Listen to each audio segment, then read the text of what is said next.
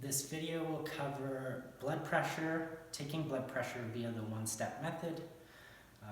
In this scenario, you will have gotten all your equipment together, a blood pressure cuff and a stethoscope, and you're going to have performed hand hygiene ahead of time, and you're going to verify that the doctor has given orders for you to take this patient's blood pressure.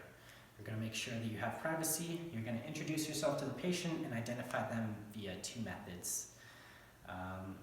And then you'll wear gloves if you need to, and you're going to position them either in a supine position or in a seated position with both feet flat on the floor and one arm extended, palm up, so that you can access the antecubital fossa. You're going to ask questions to make sure that there's no medications, exercise, intake of coffee or cigarettes, stunts or mastectomies that might influence the rate of that might influence blood pressure or might necessitate taking the blood pressure from a different arm. In this case, there is no factors that I need to be aware of, so I'm going to go ahead and place the cuff.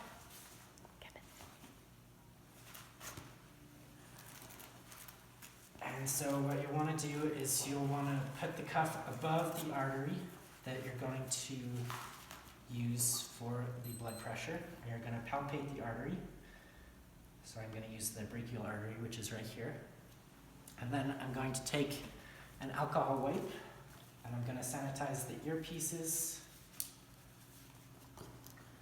and diaphragm of my stethoscope. Okay, then I'm going to put the stethoscope on. And I'm going to put the diaphragm over the vein the artery that we identified beforehand. And I'm going to make sure that it's not touching the cuff or any clothing. And I'm going to pump it up 30 millimeters of hydrogen above the patient's normal systolic pressure. In this case, it's 130 typically, so I'm going to go all the way up to 160, and I'm going to listen for the first and last sound.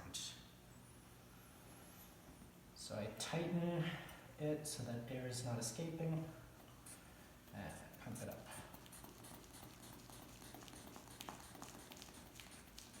to 160, and then I'm going to let the air out slowly.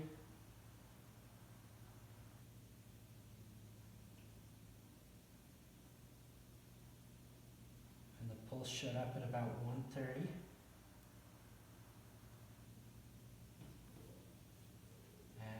Vanished at about 90.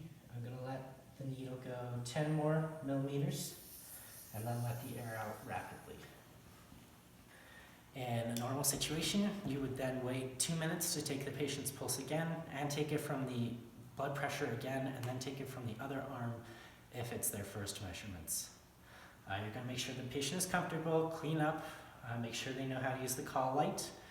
You're going to sanitize the stethoscope again. You're going to perform hand hygiene, compare their readings with their baseline and make sure that everything looks fine. Discuss the findings with the patient if necessary and then document it